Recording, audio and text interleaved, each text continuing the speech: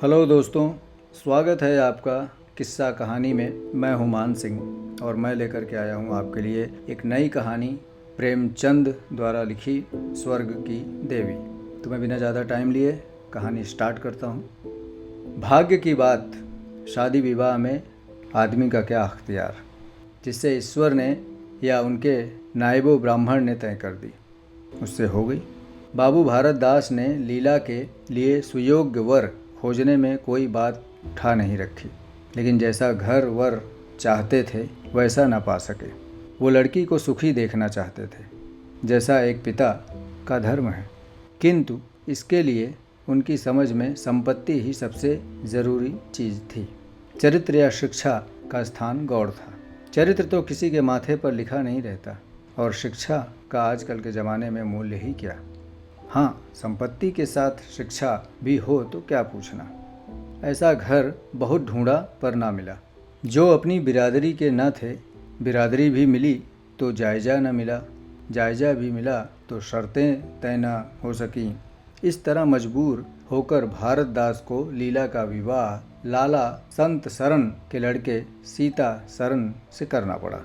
अपने बाप का इकलौता बेटा था, थोड़ी बहुत शिक्षा भी पाई थी, बातचीत सलीके से करता था, मामले मुकदमे समझता था और जरा दिल का भी रंगीला था। सबसे बड़ी बात यह थी कि रूपवान, बलिष्ठ, प्रसन्न, मुख साहसी आदमी था, मगर विचार वही बाबा आदम के ज़माने के थे।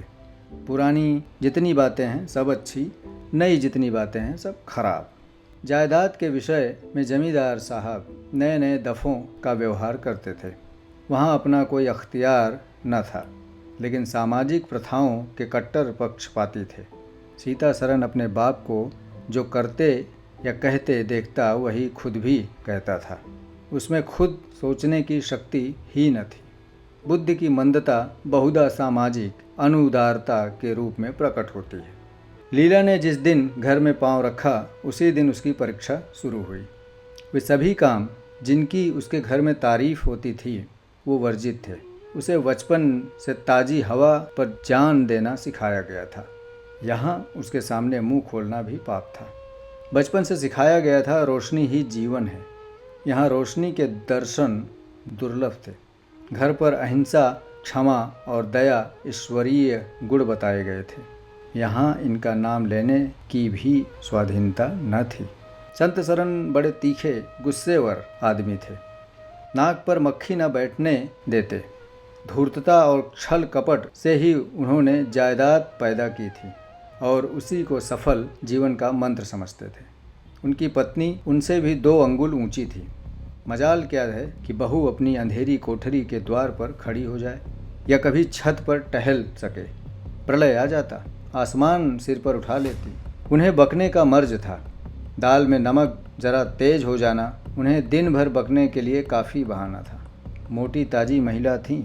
छींट का घाघरेदार लहंगा पहने, पान दान बगल में रखे, गहनों से लदी हुई, सारे दिन बरोठे में माची पर बैठी रहती थी।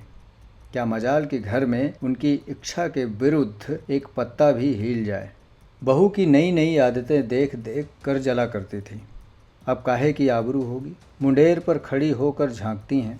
मेरी लड़की ऐसी दीदा दिलेर होती तो गला घोंट देती। न जाने इसके देश में कौन लोग बसते हैं। गहने नहीं पहनती, जरा देखो नंगी बुच्ची बनी बैठी रहती है। ये भी कोई अच्छे लक्षण हैं। लीला के पीछे सीता सरन पर भी फटकार पड़ती। तुझे भी चांदनी में सोना अच्छा लगता है क्यों? तू भी तो अपने को मर्द कहता रहेगा। ये मर्द कैसा कि औरत उसके कहने में ना रहे। दिन भर घर में घुसा रहता है, मुंह में जवान नहीं है, समझता क्यों नहीं?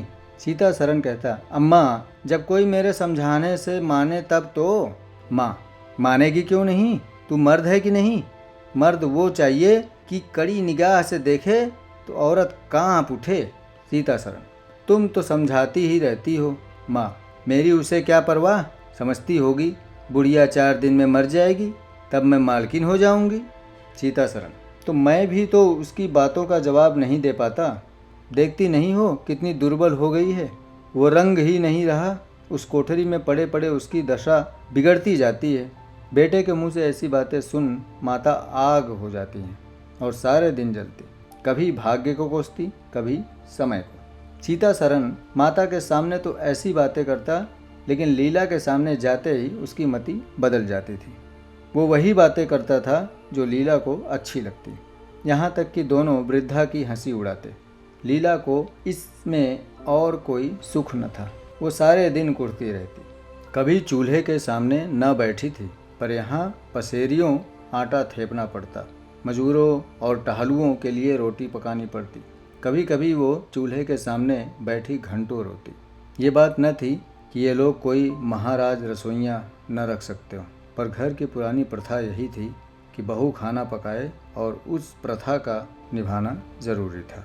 सीता सरन को देखकर लीला का संतप्त हृदय एक क्षण के लिए शांत हो जाता था। गर्मी के दिन थे और संध्या का समय था। बाहर हवा चलती, भीतर देह फूंकती थी। लीला कोठरी में बैठी एक किताब देख रही थी कि सीता सरन आकर बोलते हैं, यहाँ तो बड़ी गर्मी है, बाहर बैठो। लीला, ये गर्मी तो उन तानों से अच्छी है जो अभी सुनने पड़ेंगे। सीता सरन, आज मगर बोली तो मैं भी बिगड़ जाऊंगा। लीला, तब तो मेरा घर में रहना मुश्किल हो जाएगा। सीता सरन, बला से अलग ही रहेंगे। लीला, मैं मर भी जाऊं तो भी अलग न रहूं। वो जो कुछ कहती सुनती हैं अपनी समझ से मेरे भले के लिए ही कहती सुनती हैं। उन्हें मुझसे कोई दुश्मनी थोड़े ही है। हाँ, हमें उनकी बातें अच्छी ना लगें, ये दूसरी बात है। उन्होंने खुद वो सब कष्ट झेले हैं तो वो मुझे झेलवाना चाहती हैं। उनके स्वास्थ्य पर उन कष्टों का जरा भी असर नहीं पड़ा। वो इस 65 वर्ष की उम्र में भी मुझसे कहीं टाँठी हैं। फिर कैसे उन्हें मालूम हो कि इन कष्टों से स्वास्थ्य बिगड़ सकता है। सीता सरन ने उसके मुरझाए हुए मुंह की ओर करुण नेत्रों से देखकर कहा, तुझे इस घर में आकर बहुत दुख सहना पड़ा। ये घर तुम्हारे योग्य न था। तुमने पूर्व जन्म में जरूर कोई पाप किया होगा। लीला ने पति के हाथों से खेलते हुए कहा, यहाँ ना आती तो तुम्हारा प्रेम कैसे पाती। 5 साल गुजर गए। लीला 2 बच्चों की माँ हो गई। एक लड़का था, दूसरी लड़की। लड़के का नाम जानकी सरन रखा गया और लड़की का नाम कामिनी। दोनों बच्चे घर को गुलजार किए रहते थे। लड़की दादा से हिली थी, लड़का दादी से। दोनों शौक और शरीर थे। गाली दे बैठना, मुंह चिढ़ा देना तो उनके लिए मामूली बात थी। दिन भर खाते और आए दिन बीमार पड़ते रहते। लीला ने खुद सभी कष्ट सह लिए थे, पर बच्चों में बुरी आदतों का पड़ना उसे बहुत बुरा मालूम होता था। किंतु उसकी सुनता कौन था। बच्चों की माता होकर उसकी अब गणना ही न रही थी। जो कुछ थे बच्चे थे, वो कुछ न थी। उसे किसी बच्चे को डांटने का भी अधिकार न था। सास फाड़ खाती थी। सबसे बड़ी आपत्ति ये थी कि उसका स्वास्थ्य अब और भी खराब हो गया था। प्रसव काल में उसे वे भी अत्याचार सहने पड़े जो अज्ञान, मूर्खता और अंधविश्वास ने सौर की रक्षा के लिए गढ़ रखे हैं। उस काल कोठरी में जहाँ न हवा का गुजर, न प्रकाश का, न सफाई का, चारों ओर दुर्गंध और सील और गंदगी भरी हुई थी, उसका कोमल शरीर सूख गया। एक बार जो कसर रह गई वो दूसरी बार पूरी हो गई। चेहरा पीला पड़ गया, आंखें धंस गई। ऐसा मालूम होता बदन में खून ही नहीं रहा, सूरत ही बदल गई। गर्मियों के दिन थे। एक तरफ आम पके, दूसरी तरफ खरबूजे। इन दोनों फलों की ऐसी अच्छी फसल कभी न हुई थी। अब की इनमें इतनी मिठास न जाने कहाँ से आई थी कि कितना भी खाओ मन न भरे। संत सरन के इलाके से आम और खरबूजे के टोकरे भरे चले आते थे। सारा घर खूब उछल उछल कर खाता था। बाबू साहब पुरानी हड्डी के आदमी थे। सवेरे 1 सैकड़े आमों का नाश्ता करते, फिर पसेरी भर खरबूजे चट कर जाते। मालकिन उनके पीछे रहने वाली न थी। उन्होंने तो एक वक्त का भोजन ही बंद कर दिया।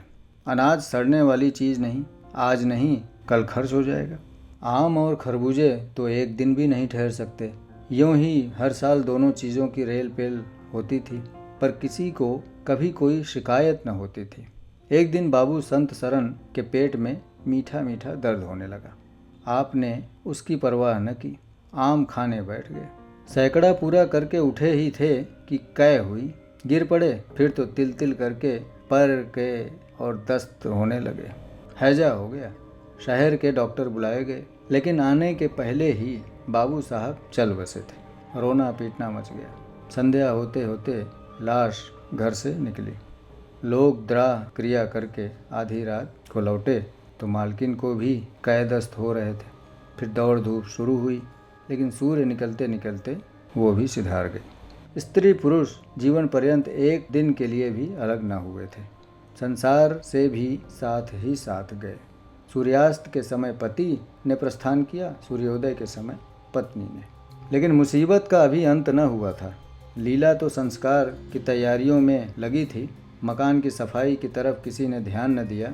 तीसरे दिन दोनों बच्चे दादा दादी के लिए रोते रोते बैठक में जा पहुँचे। वहाँ एक आले का खरबूजा कटा हुआ पड़ा था। 2-3 कलमी आम भी रखे थे। इन पर मक्खियाँ भिनक रही थीं। जानकी ने एक तिपाई पर चढ़कर दोनों चीज़ें उतार ली और दोनों ने मिलकर खाई। शाम होते होते दोनों को हैजा हो गया और दोनों माँ बाप को रोता छोड़ चल बसे। घर में अंधेरा हो गया। 3 दिन पहले जहाँ चारों तरफ चहल पहल थी, वहाँ अब सन्नाटा छाया हुआ था। किसी के रोने की आवाज़ भी सुनाई न देती थी। रोता ही कौन? ले दे के कुल 2 प्राणी रह गए थे और उन्हें रोने की सुधि ही ना थी। लीला का स्वास्थ्य पहले भी कुछ अच्छा न था। अब तो वो और भी बेजान हो गई। उठने बैठने की शक्ति भी ना रही। हरदम खोई सी रहती। न कपड़े लत्ते की सुधि थी, न खाने पीने की। उसे न घर से वास्ता था न बाहर से। जहाँ बैठती वहीं बैठी रह जाती। महीनों कपड़े न बदलती, सिर में तेल न डालती। बच्चे ही उसके प्राणों के आधार थे। जब वही न रहे तो मरना और जीना सब बराबर था। रात दिन यही मनाया करती कि भगवान यहाँ से ले चलो। सुख दुख सब भुगत चुकी, अब सुख की लालसा नहीं है। लेकिन बुलाने से मौत किसी को आई है? सीता सरन भी पहले तो बहुत रोया धोया, यहाँ तक कि घर छोड़कर भाग जाता था। लेकिन ज्यों त्यों दिन गुजरते थे, बच्चों का शोक और दिल से मिटता था। संतान का दुख तो कुछ माता ही का होता है। धीरे धीरे उसका भी संभल गया। पहले की भांति मित्रों के साथ हंसी दिल लगी होने लगी। यारों ने और भी चढ़ाया। अब घर का मालिक था, जो चाहे कर सकता था। कोई उसका हाथ रोकने वाला नहीं था। सैर सपाटे करने लगा तो लीला को रोते देख उसकी आंखें सजग हो जाती। कहाँ अब उसे उदास और शोकमग्न देखकर झुंझला उठता। जिंदगी रोने ही के लिए थोड़ी नहीं है। ईश्वर ने बच्चे दिए थे, ईश्वर ने ही छीन लिए। क्या बच्चों के पीछे प्राण दे देने होंगे? लीला ये बातें सुनकर भौचक रह जाती। पिता के मुंह से ऐसे शब्द निकल सकते हैं? संसार में ऐसे प्राणी भी होते हैं। होली का दिन था। मर्दाना में गाना बजाना हो रहा था। मित्रों की दावत का भी सामान किया गया था। अंदर लीला जमीन पर पड़ी हुई रो रही थी। त्योहार के दिन उसे रोते ही करते थे। आज बच्चे होते तो अच्छे अच्छे कपड़े पहनते, कैसे उछलते फिरते। वही न रहे तो कहाँ का तीज और कहाँ का त्यौहार। सहसा सीता सरन ने आकर कहा, क्या दिन भर रोती रहोगी? जरा कपड़े तो बदल डालो, आदमी बन जाओ। ये क्या तुमने अपनी गत बना रखी है? लीला, तुम जानो अपनी महफिल में बैठो, तुम्हें मेरी क्या फिक्र पड़ी है? सीता सरन, क्या दुनिया में किसी के बच्चे नहीं मरते? तुम्हारे ही सिर पर मुसीबत आई है क्या? लीला, ये बात कौन नहीं जानता। अपना अपना दिल ही तो है, उस पर किसी का बस है। सीता सरन, मेरे साथ भी तो तुम्हारा कुछ कर्तव्य है। लीला ने कौतूहल में पति को देखा, मानो उसका आशय नहीं समझी। फिर मुंह फेर कर रोने लगी। सीता सरन, मैं अब इन मनहूसियत का अंत कर देना चाहता हूँ। अगर तुम्हारा अपने दिल पर काबू नहीं है तो मेरा भी अपने दिल पर काबू नहीं है। मैं अब जिंदगी भर मातम नहीं मना सकता। लीला, तुम रंग रांग मनाते हो, मैं तुम्हें मना तो नहीं करती। मैं रोती हूँ तो क्या नहीं रोने देते? सीता सरन, मेरा घर रोने के लिए नहीं है। लीला, अच्छी बात है, तुम्हारे घर में नहीं रोऊंगी। लीला ने देखा मेरे स्वामी मेरे हाथ से निकलते जा रहे हैं, पर उन पर विषय का भूत सवार हो गया है और कोई समझाने वाला नहीं। वो अपने होश में नहीं है। मैं क्या करूं? अगर मैं चली जाती हूं तो थोड़े ही दिनों में सारा ही घर मिट्टी में मिल जाएगा और इनका वही हाल होगा जो स्वार्थी मित्रों के चुंगल में फंसे हुए नौजवान रईसों का होता है। कोई उल्टा घर में आएगी और इनका सर्वनाश कर देगी। ईश्वर, मैं क्या करूं? अगर इन्हें कोई बीमारी हो जाती तो क्या मैं उस दशा में इन्हें छोड़कर चली जाती? कभी नहीं।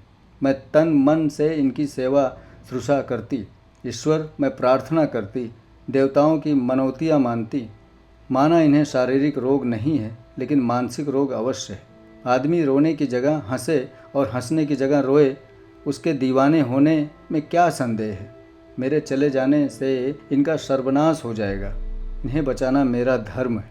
हाँ, मुझे अपना शोक भूल जाना होगा। रोना तो तकदीर में लिखा ही है। रोऊंगी, लेकिन हंस हंस कर। अपने भाग्य से लड़ूंगी। जो जाते रहे उनके नाम के सिवा और क्या ही कर सकती हूँ, लेकिन जो हैं उसे न जाने दूंगी। ऐसे टूटे हुए हृदय आज मेरे टुकड़ों को जमा करके एक समाधि बनाऊं और अपने शोक को उसके हवाले कर दूं। रोने वाली आंखों, आओ मेरे आंसुओं को अपनी विहंसित छटा में छिपा लो। आओ मेरे आभूषणों, मैंने अपने बहुत दिनों तक तुम्हारा अपमान किया, मेरा अपराध क्षमा करो। तुम मेरे भले दिनों की साक्षी हो। तुम मेरे साथ बहुत विहार किए हैं, अब इस संकट में मेरा साथ दो। मगर देखो, दगा न करना, मेरे भेदों को छुपाए रखना। पिछले पहर को महफिल में सन्नाटा हो गया। हूँ हाँ की आवाज़ें बंद हो गई। लीला ने सोचा, क्या लोग कहीं चले गए या सो गए। एकाएक सन्नाटा क्यों छा गया। जाकर दहलीज में खड़ी हो गई और बैठक में झांक कर देखा। सारी देह में एक ज्वाला सी दौड़ गई। मित्र लोग विदा हो गए थे। समाजियों का पता न था। केवल एक रमणी मसनद पर लेटी हुई थी और सीता सरन सामने झुका हुआ उससे बहुत धीरे धीरे बातें कर रहा था। दोनों के चेहरे और आँखों से उसके मन के भाव साफ झलक रहे थे। एक की आँखों में अनुराग था तो दूसरी की आँखों में कटाक्ष। एक भोला भाला हृदय का मायाविनी रमणी के हाथों लूटा जाता था। लीला की संपत्ति को उसकी आँखों के सामने एक छलनी चुराई जाती थी। लीला को ऐसा क्रोध आया कि इसी समय चलकर उस उल्टा को आड़े हाथों लूँ, ऐसा दुलकारूं कि वो भी याद करे, खड़े खड़े निकाल दूँ। वो पत्नी भाव जो बहुत दिनों से सो रहा था जाग उठा और बिकल करने लगा, पर उसने जब्त किया। वेग में दौड़ती हुई तृष्णाएं अकस्मात न रोकी जा सकती थी, पर उल्टे पांव भीतर लौट आई और मन को शांत करके सोचने लगी। वो रूप रंग में, हाव भाव में, नखरे तिल्ले में उस दुष्टा की बराबरी नहीं कर सकती। बिल्कुल चांद का टुकड़ा है। अंग अंग में स्फूर्ति भरी हुई है। पोर पोर में मद छलक रहा है। उसकी आँखों में कितनी तृष्णा है। तृष्णा नहीं बल्कि ज्वाला। लीला उसी वक्त आईने के सामने गई। आज कई महीनों के बाद उसने आईना और आईने में अपनी सूरत को देखा। उस मुख से एक आह निकल गई। शोक ने उसकी काया पलट कर दी थी। उस रमणी के सामने वो ऐसी लगती थी जैसे गुलाब के सामने जूही का फूल। सीता सरन का खुमार शाम को टूटा। आंखें खुली तो सामने लीला को खड़े मुस्कुराते देखा। उसकी अनोखी छवि आंखों में समा गई। ऐसे खुश हुए मानो बहुत दिनों के वियोग के बाद उससे भेंट हुई हो। उसे क्या मालूम था कि ये रूप भरने के लिए कितने आंसू बहाए हैं उसने। केशों में ये फूल गूंथने से पहले आँखों में कितने मोती पिरोए हैं। उन्होंने नवीन प्रेमोत्साह से उठकर उसे गले लगा लिया और मुस्कुरा कर बोले, आज तो तुम बड़े बड़े शस्त्र सजा रखे हैं, कहाँ भागूं। लीला ने अपनी हृदय की ओर उंगली उठाकर कहा, यहाँ आ बैठो, बहुत भागे फिरते हो, अब तुम्हें बांध कर रखूँगी। बाग की बहार का आनंद तो उठा चुके, अब इस अंधेरी कोठरी को भी देख लो। सीता सरन ने लज्जित होकर कहा, उसे अंधेरी कोठरी मत कहो लीला, वो प्रेम का मान सरोवर है।